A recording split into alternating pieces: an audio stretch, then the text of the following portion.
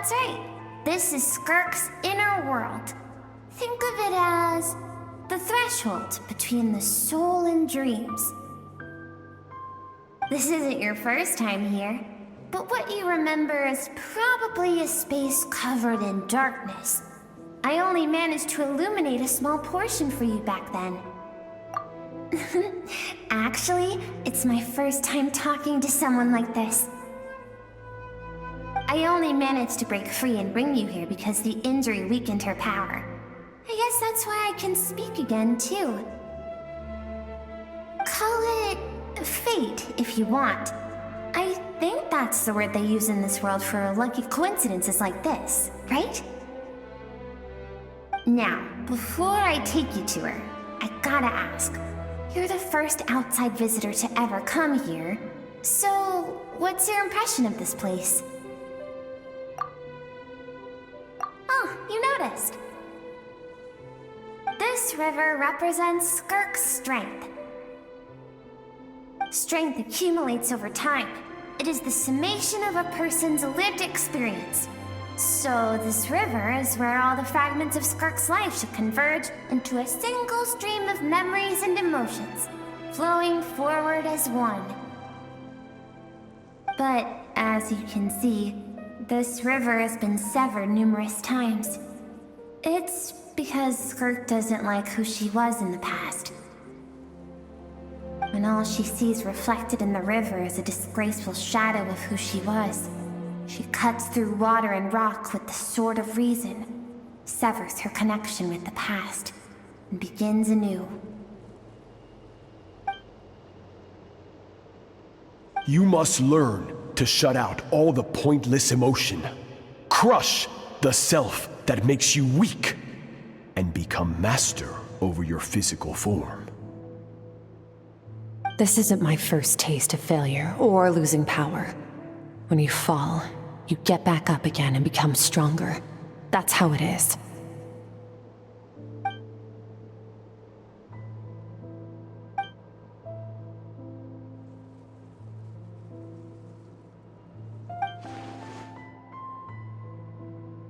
The answer to one mystery invites another question, I see. Let's follow the river upstream. There among the cliffs, among the memories etched into her heart, lies the truth of it all. Soon, you'll understand everything.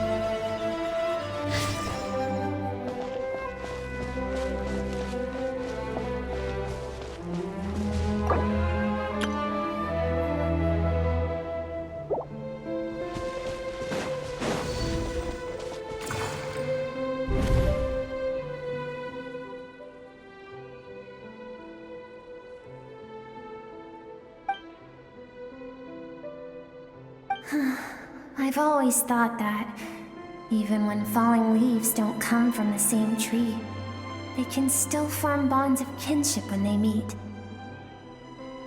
Like meteors, you both made a journey through the stars. Both travelers who have landed on a planet that is not your home. Yet, when she first noticed your presence, although she hesitated for a moment, she still chose to walk away. Indifferent as ever.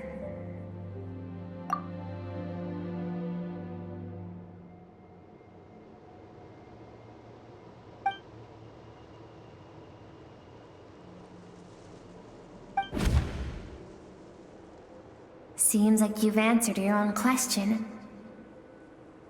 Skirk sees herself as a trespasser in this world. She's made a conscious choice to avoid altering its path.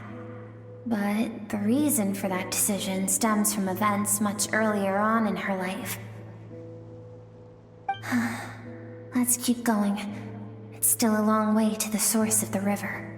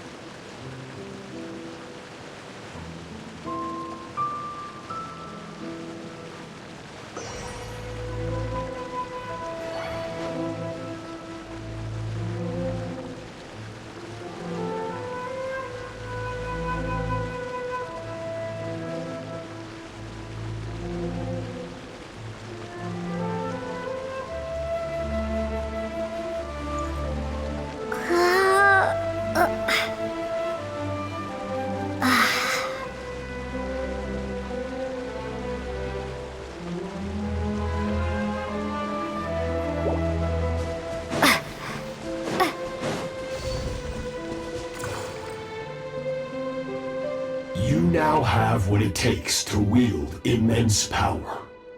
From this day forth, I shall teach you no more.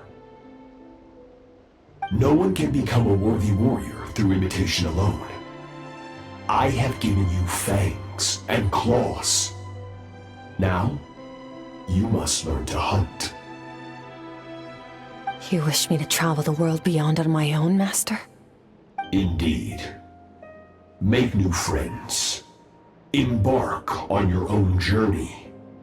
And piece together a new future from the shattered remnants of your past. We will still have contact through the abyss. But know this.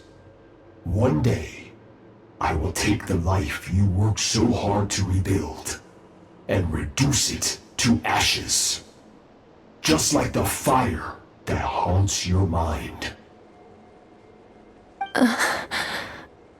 Why would you do that?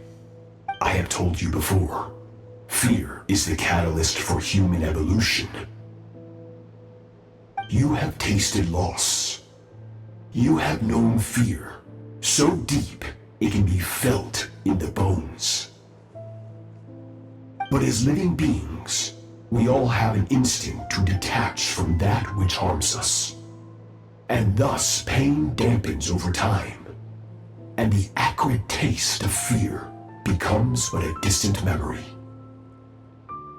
Yet now, I have bestowed upon you the gift of fear eternal.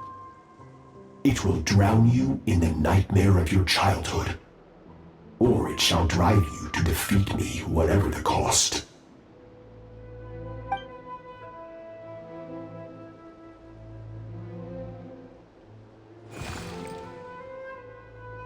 That is what Skirk's master, the foul Sertologi, looked like at one point in time. Of course, as a higher being, physical form is a triviality to him. He could appear as a beast, a human, or even a monster that defies description. The form you see him in here, clad in abyssal armor, is the one he usually wears when traveling through the stars.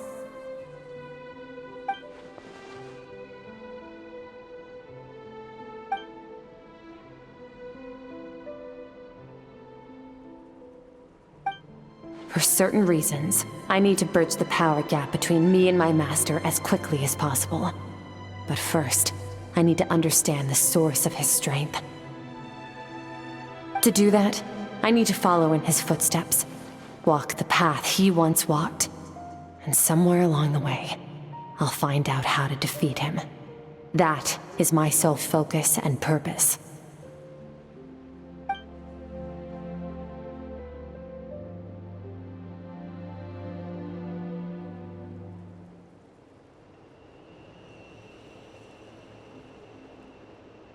I'll let you in on a little secret. The real Sirology is terrifying. The scope of his power is impossible to understand until you experience it firsthand. It is absolute, the power to crush all things. Shall we keep going? Let's see. We're about halfway there.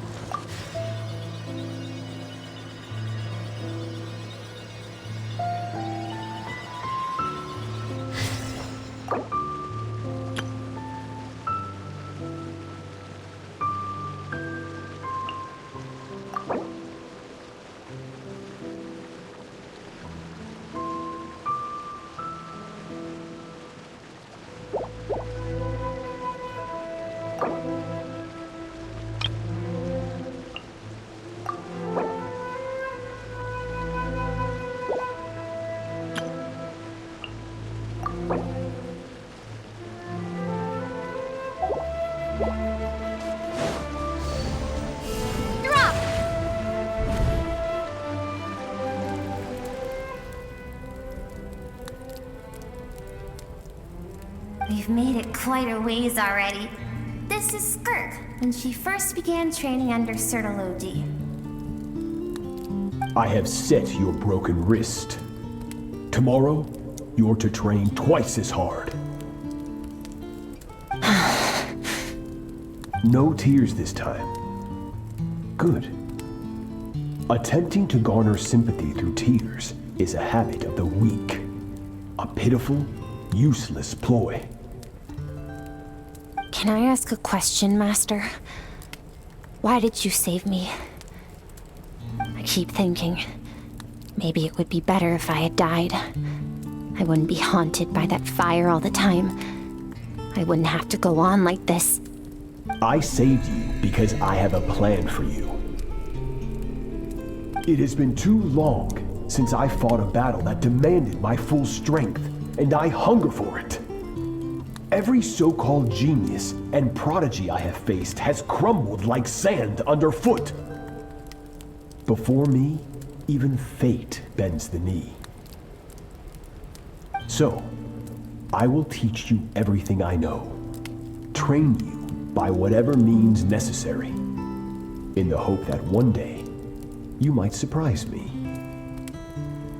But I don't want to draw my sword against you, Master. What you want matters little. Among the boundless sea of stars, the cries of the weak are but faint murmurs that disappear into the void. You of all people know that well. Yes, Master. From that day forward, all she knew was grueling training, emptiness, and fatigue.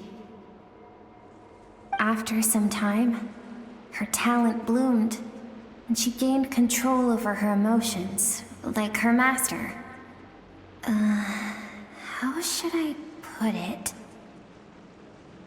It was not that human emotion disappeared from her heart, but that reason came to dictate all she was allowed to feel. I suppose it was at this point that she became the Skirk you know today.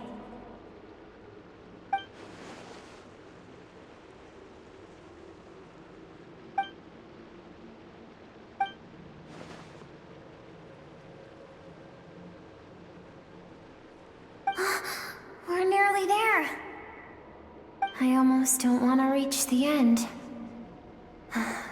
Well, shall we? This is the final stretch.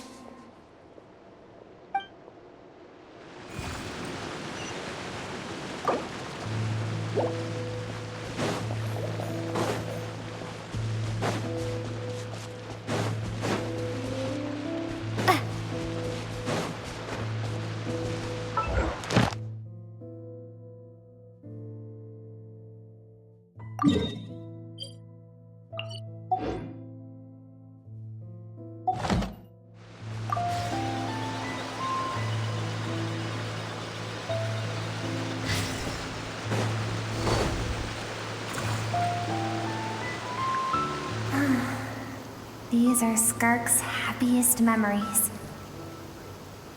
What a simple and carefree time it was.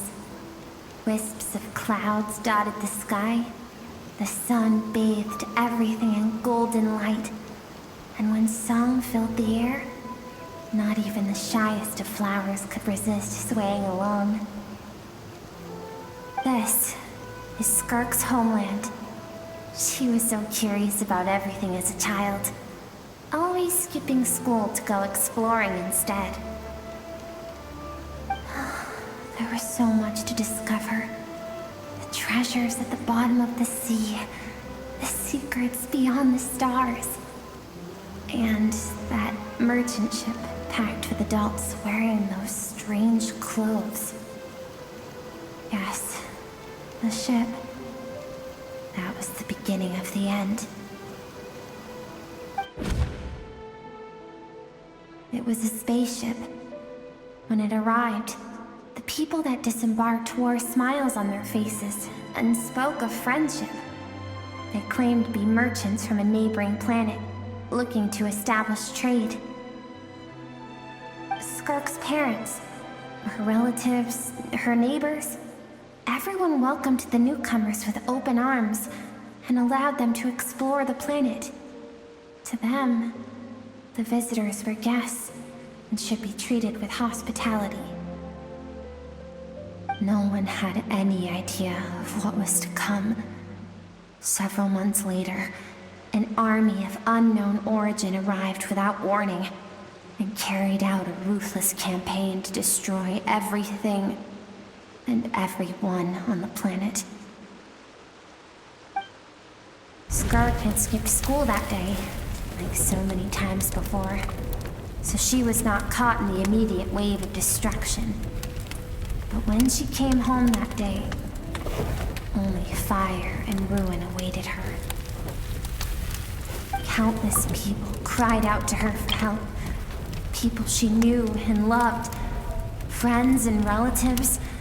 The little girl who lived next door. The shop owner with the bad leg. The bad-tempered teacher she had made fun of just that morning.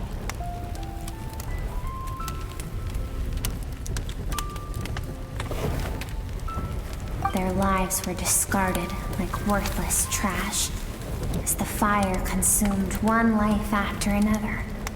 Skirk was helpless. All she could do was run. And so she did. She kept running until an unexpected figure crossed her path. If Sertology hadn't been there in that moment, the fire would have claimed her life too. And there she would have remained, left to rot in the scorched earth, with no answer as to why any of this was happening.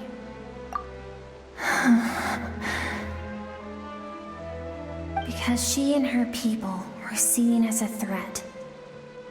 As the initial merchant ship explored the planet, they discovered that it hadn't always had the condition to support life. Yet there was evidence of human activity, even during the periods of extreme heat or cold in the past. Further research revealed that, over time, the people of this planet had evolved the ability to adapt to any type of environment or energy source. For that reason, the outsiders viewed them as a potential threat, and decided to eliminate them before the threat could rear its head. And so, the army was called, and the so-called danger was wiped from the face of the planet. Senseless, isn't it? deemed a threat because of a gift they didn't even know they had. Perhaps it was their own innocence and kindness that doomed them. But in the end, that was lost to the blaze as well. If those with power get to decide good and evil, then all you can trust in is the sword in your hand. And so, before death could claim her, she ran. She ran and never stopped.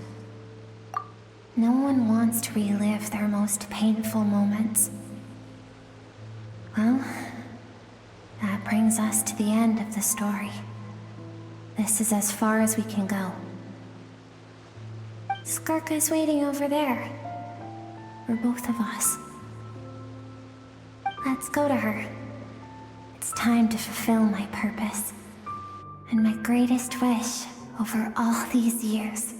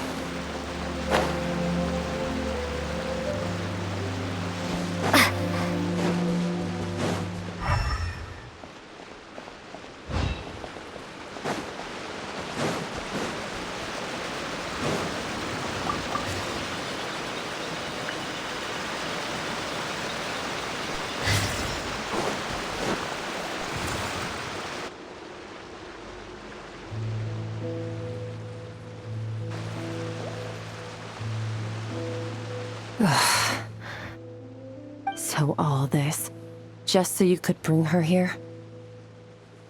I have things to say to you. Well, to me. I want someone to witness our reconciliation, even if it takes an argument to get there. And she is the best choice in this moment. Her suppressed emotional self. The version of herself she keeps locked in the recesses of her mind, stifled by reason. All those rejected impulses, those discarded aspects of your past selves, they are a part of me now. I am who you used to be. Someone you have refused to face for too long. So, I came to face you instead. You're wrong. I've faced you all along. And that's exactly why I keep you locked here. Your existence makes me weak. Moments of joy and longing are when we are most vulnerable. Don't forget, it was a penchant for goodness over reason that doomed our homeland in the first place. The vastness of the universe renders everything insignificant. Our feelings most of all. Even so, learning from the mistakes of the past doesn't have to mean erasing everything. Strip yourself of your so-called weaknesses, emotions like kindness and empathy, and what makes you any different from the ruthless soldiers who slaughtered our people? The difference is that I'm doing what is right, what is necessary.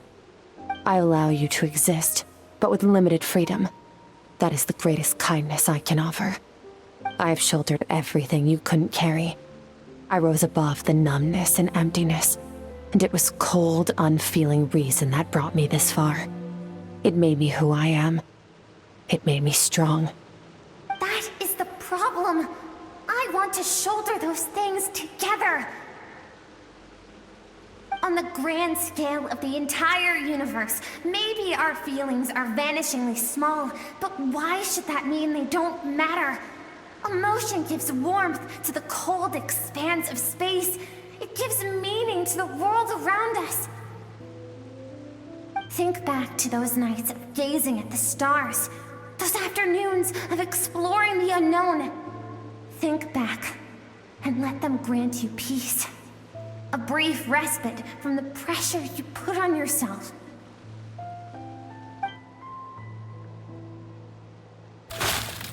That isn't what we need. It's exactly what we need. Aren't you curious about why recovering your strength has taken longer than normal this time? Finally, you get to the important part. That is the only answer I came here to find. Then look around. Look at your inner world. You cast aside your dreams and curiosity, and in doing so, you lost your original motivation. You severed all connection to who you used to be, so you can no longer draw strength from your past. Now, the only things driving you forward are fear and survivor's guilt. But these cannot take you far enough. And so, this river, the source of your strength, grows more polluted by the day. And do you think that means I should seek help from a weak little thing like you?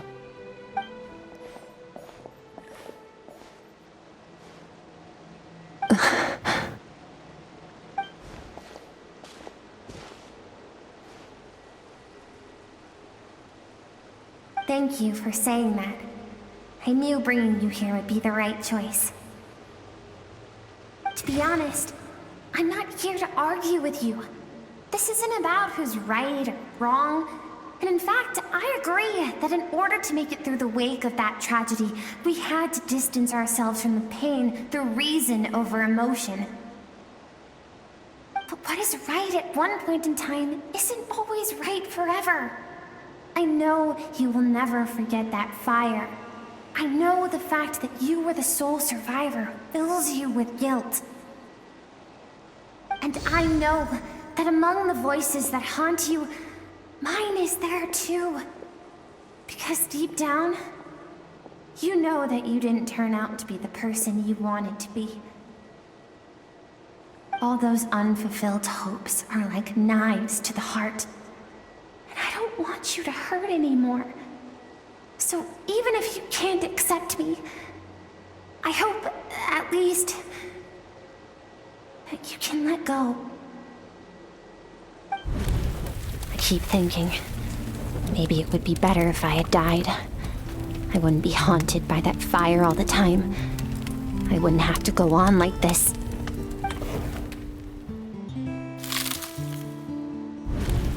Your dad and I, we're not afraid to stare death in the face, but we need you to survive.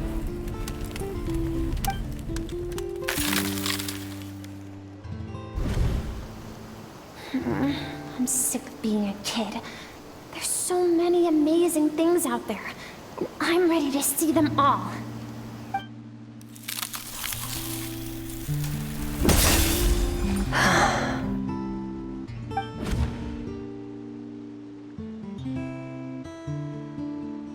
I remember. There was a song Mom and Dad always sang when we went out to fetch water. Dancing water. The sand along your path is begging for your song and movement. Will you carry this burden with you on your journey?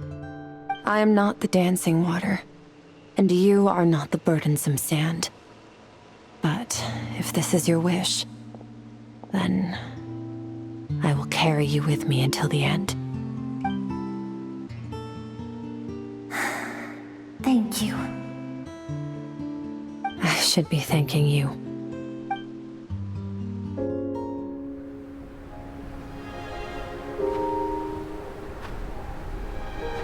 Run,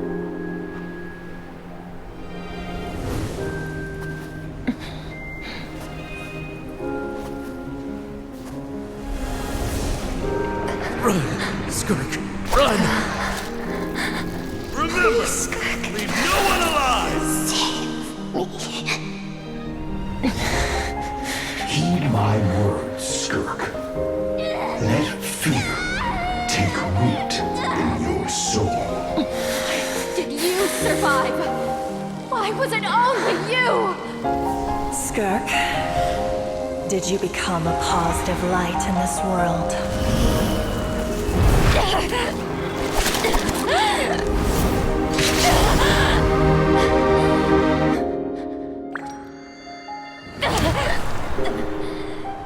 Hey, this doesn't have to be the end.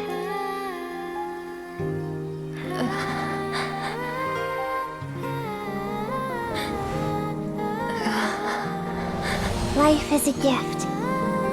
Don't let darkness claim it.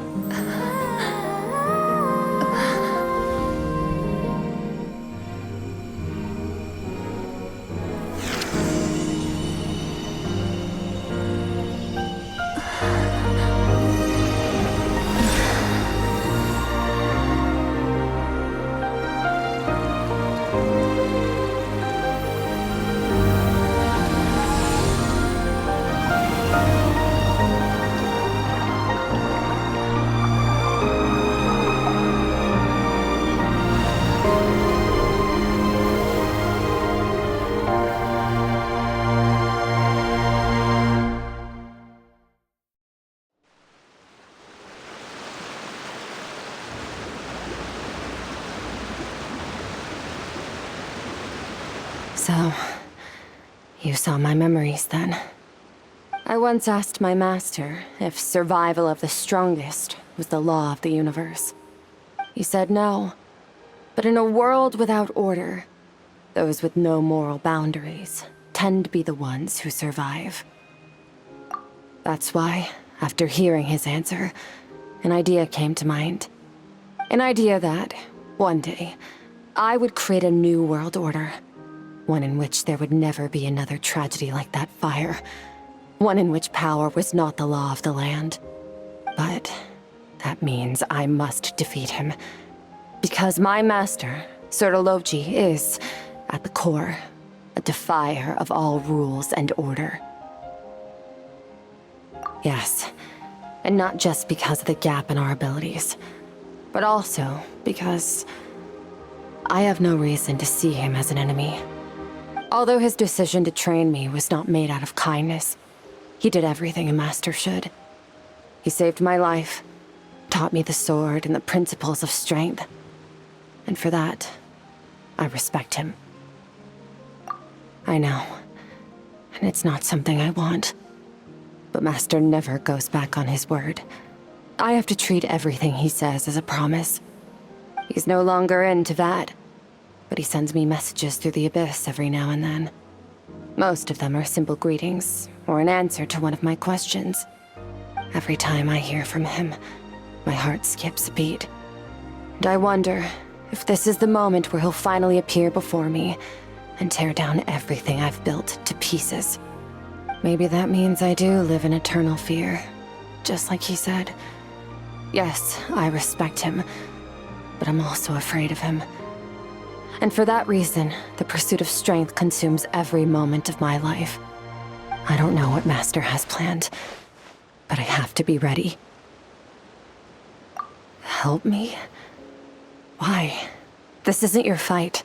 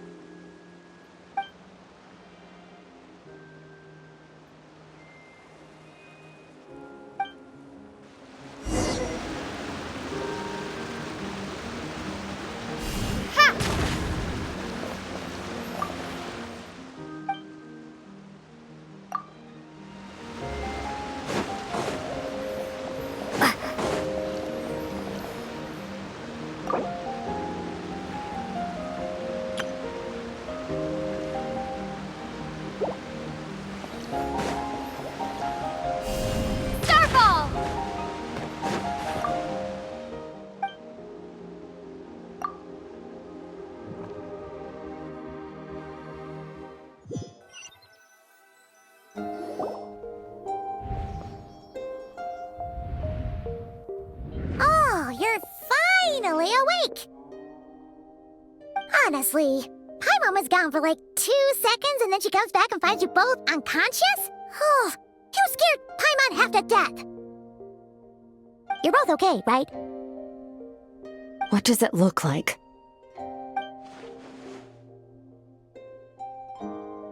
Only water from the source can cleanse the rot and filth that flows from the past into the future. I taught you to incorporate the experiences from your journey into how you fight. I suppose what happened today will become an inseparable part of who I am. Okay, so Paimon feels like she's missing some important context. But whatever. Paimon brought back tons of delicious snacks! Let's dig in!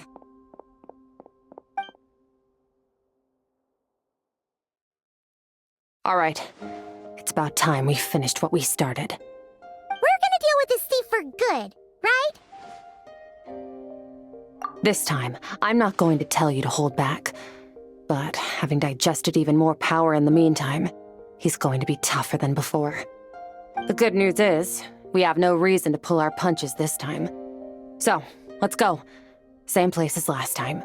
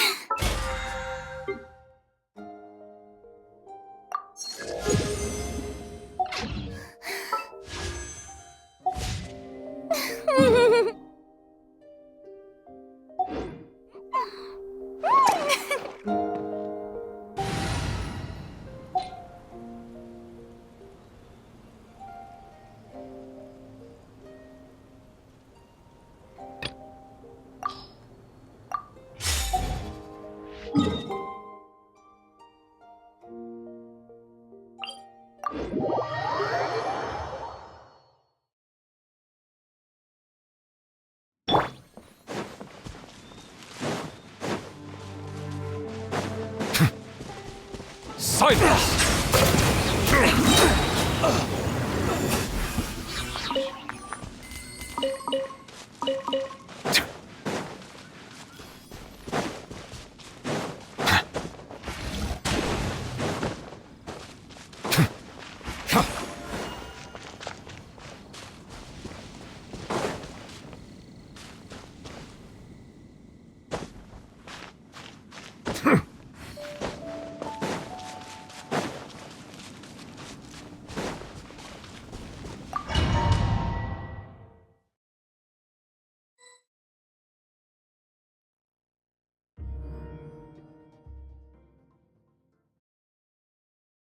Gone!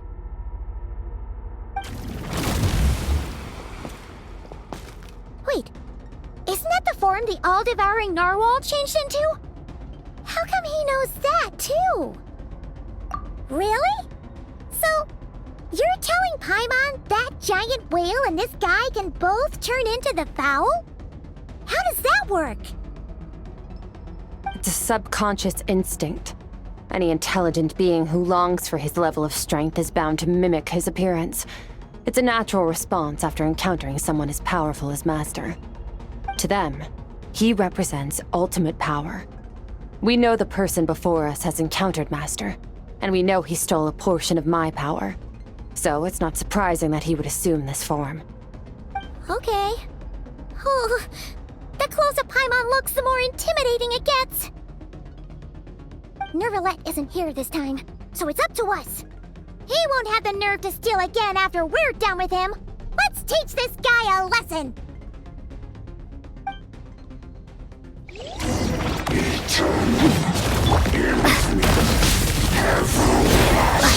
Wipe out! Paradigm shift! Extinguished!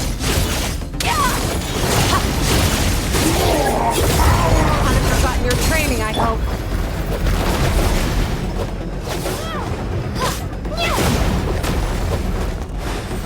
Go! Water jet! Annihilate.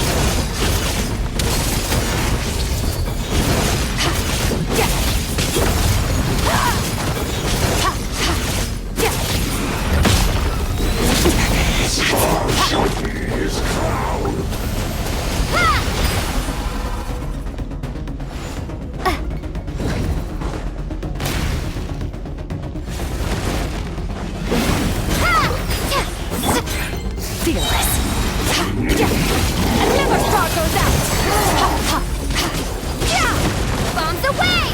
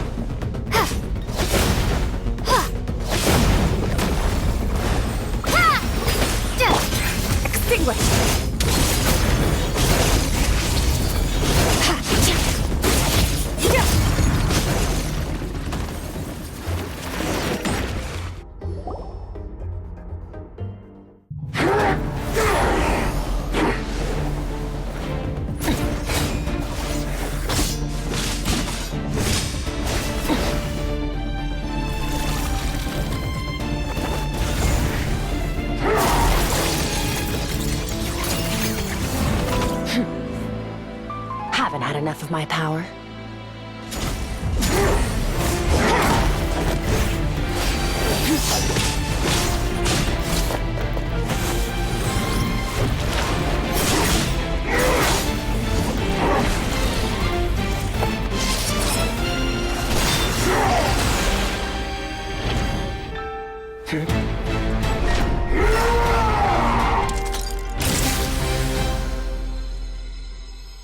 Well then, let's see how much more of this power you can handle.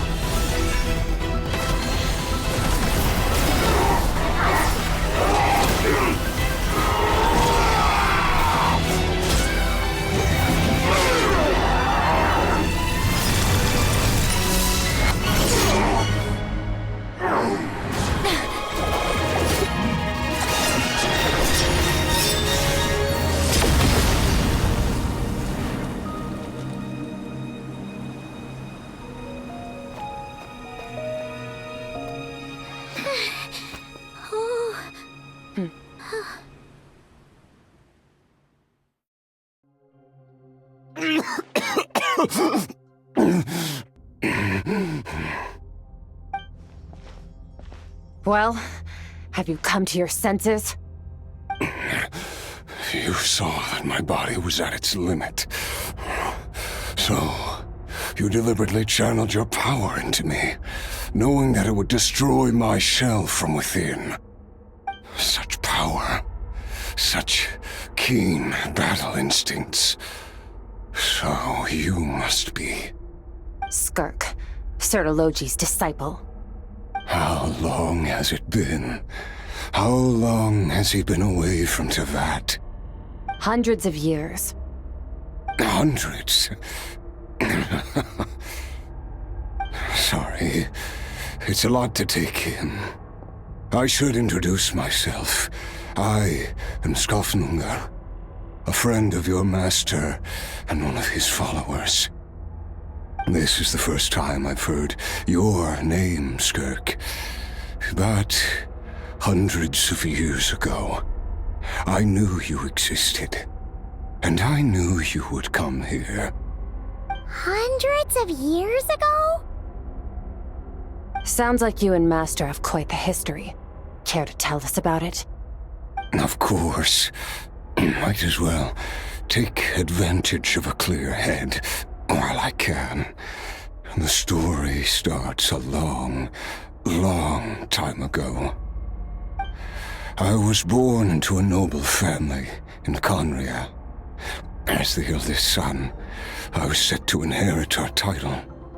But I contracted an incurable illness as a child, and everyone gave up on me. I trained the sword harder than anyone else, defeated all of my peers. But it was all in vain. When other people looked at me, all I saw in their eyes was pity or a strange glee in my misfortune. Even my parents were just waiting for me to die. Over time, my heart hardened, and I became aimless. That was the point where I met your master, Sir Taloji. We were similar in age, but different in background. He was born in prison, the son of criminals who had been sentenced to death. He spent his childhood wandering the streets, facing more criticism than the literary works in the Universitas Magistrorum.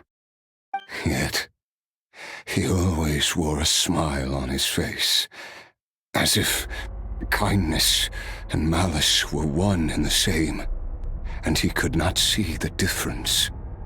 I still remember what he said to me when we first met. You need to fight to survive. Even if it's a losing battle, it should light a fire under you. How can you sit back like this and go down without a fight? That does sound like something he would say. He was the first to acknowledge that I was worth something, and he inspired me to keep going. When we sparred together, it was the first time I'd actually felt the thrill of combat. When I was 10, he stole forbidden research materials and managed to cure my illness. It was like there was nothing in this world he couldn't accomplish. When it came to the human form, he was always intent on pushing the boundaries of possibility. But somewhere along the way, I fell behind. My talents were nothing compared to his, and at some point, I realized he had pulled so far ahead, I was too embarrassed to even ask him to spar.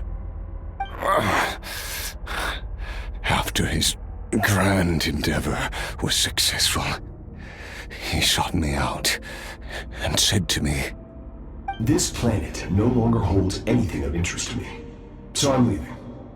But first, I have an offer. I can use a power I have just refined to break the curse of immortality for you.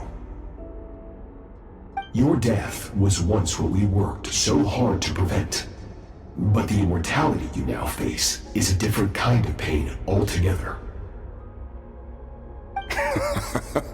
I'll pass. Immortality doesn't sound so bad to me. Since I can't die, it means I have an infinite amount of time to get stronger. Maybe I'll finally catch up to you one day, and we can spar like we used to. Are you sure? I cannot say when I will return.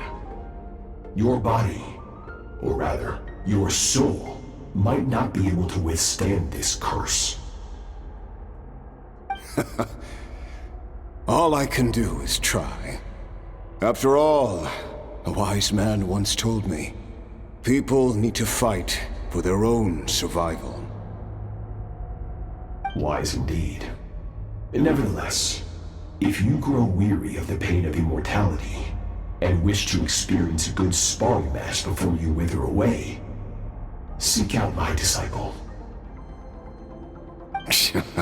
Disciple? Never thought I'd hear that word coming from you. Nor I, but Vedifenir said I was destined to find a disciple out there in the universe, and bring her to Tibet. You know as well as I, Vedifenir's prophecies are never wrong. Well, now I'm curious about who this disciple of yours will be. All that Vanir said was that one day, the stars shall bow in her honor. Sounds pretty impressive. Of course. Only the most outstanding people would have the right to become my disciple. Still self-assured as ever, I see. But you're not wrong.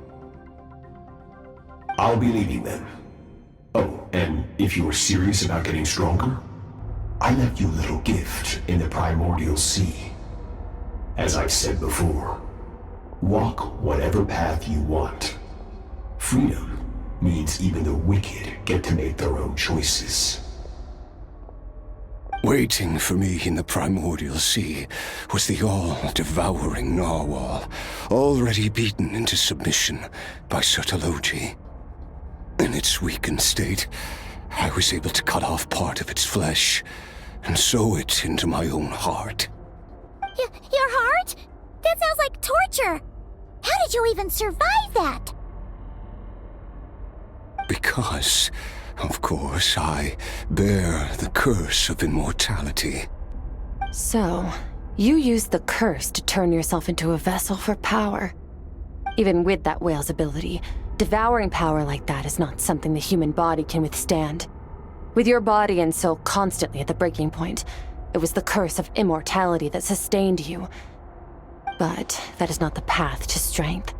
You have to pour your heart into it, work for it, dream of it. Instead, you stole something that didn't belong to you, and it backfired. You're right. I should have known better, but I had already pushed myself to my limits, and he was still miles ahead of me. So I had to take a leap of faith. I miss your master. I miss the days when we were all together, troublemakers without a home. I don't regret the choice I made. But if you'll allow it, I do want to apologize. To both of you. After the beating we just gave you, I think we can call it even. You're an interesting one as well. Sertologi's disciple. That's a lot to live up to. It can't have been an easy experience. I know what he's like. He rules with an iron fist, using despair and fear to force you to catch up to him, all the while standing ever out of reach. We're like mountain climbers in the dark, never knowing how much higher we have to climb, or when we will see the sun again. True. But I made up my mind long ago. No matter how dark it gets, I will not give in to despair. I will overcome it. Besides, after hearing your story, I suspect what Master really wants is not a battle that demands his full strength, but rather a defeat without regrets. Oh? Since you're his friend, you must have some things in common. The first time we came here, when you stabbed me through the fog and stole my power, I felt no emotion coming from that spike. But when you had to devote all your strength fighting me just now, I could feel joy and passion emanating from your blade. It was the joy of a researcher discovering the truth of the world, the joy of an artist uncovering a temple of wonders. Interesting. I'm certain I didn't express those emotions outright, yet you were able to read them from my blade, like a glimpse into my inner world. You're right.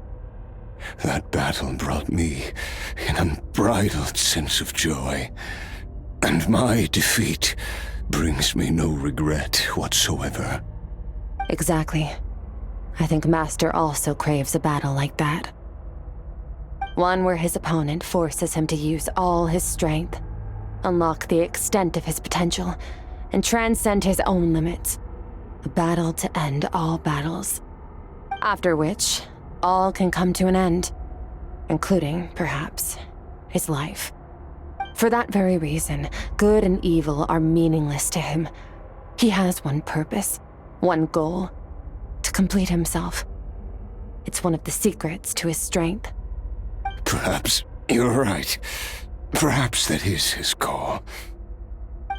What a battle that would be. Oh, to witness such a... Are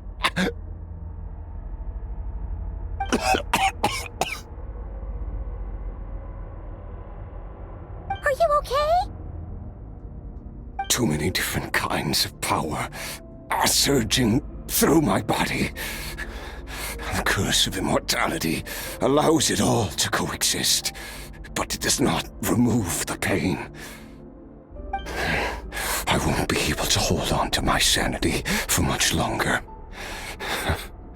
What a shame. I would have loved to witness that battle. Sertologi once offered to free me from this curse. Now, I must ask that of you, Skirk. Can you release me from the pain? I can, but not through death, if that's what you were hoping for. It's not a suitable punishment for your crime. As an alternative, I can take your consciousness, along with all the power you've consumed, and smash it to pieces.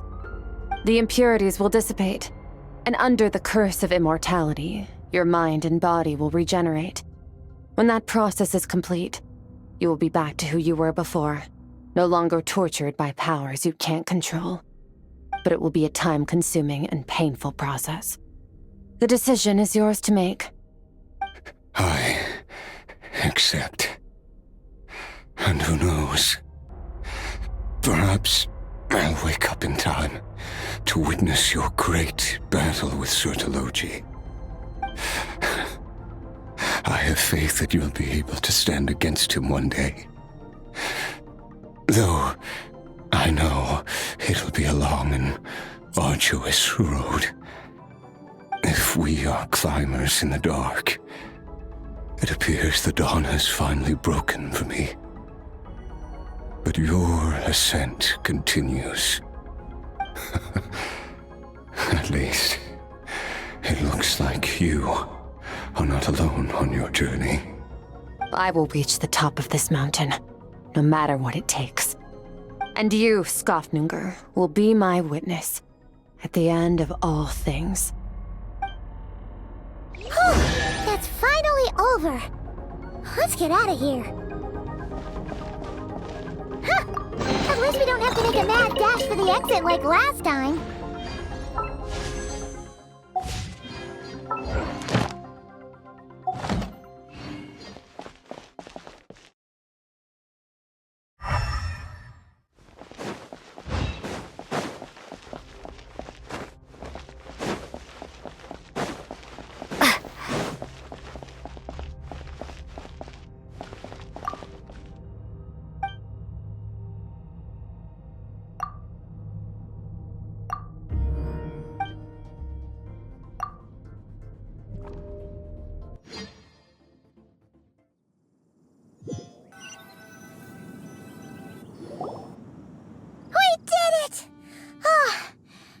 Been a few days, but it feels like forever. Once again, we've proved there's nothing we can't overcome. We're just that awesome. Wow, you sound even more confident than usual. Guess you really have become stronger. Today sure went by fast. It's night already. Oh wait, that reminds Paimon. The stars you mentioned, the ones that died out?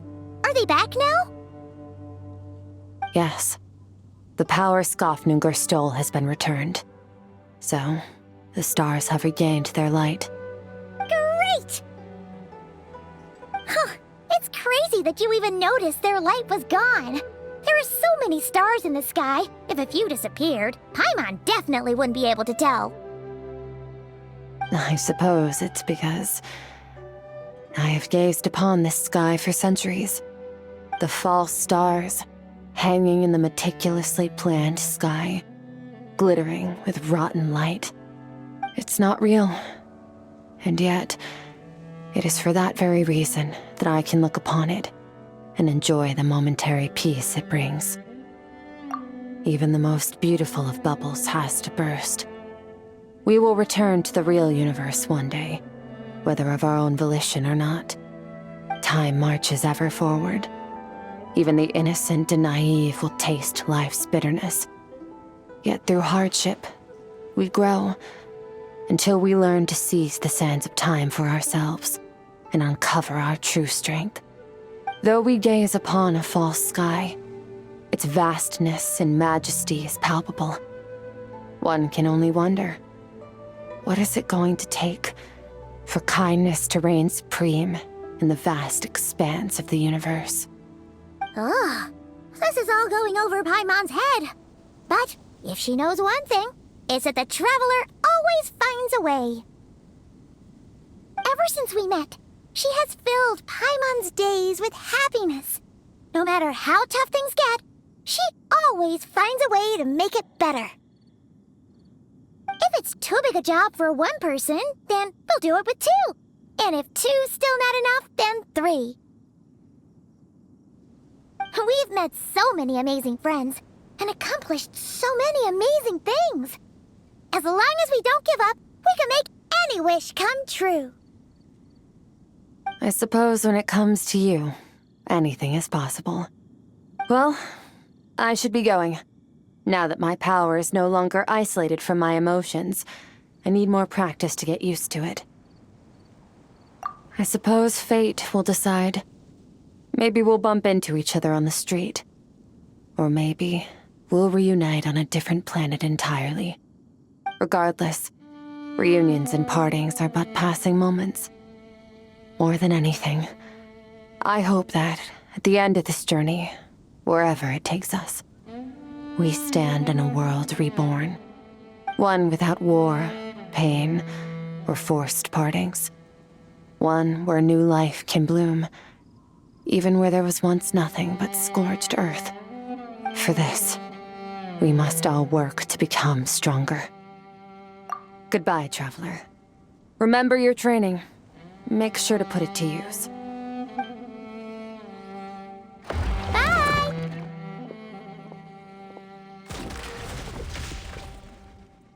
Is it just Paimon, or is she being nicer than before? We definitely count as friends after all that, don't you think? Hey, what do you think about camping here tonight? There's nothing quite like sleeping under the stars. Come tomorrow, we can continue our journey.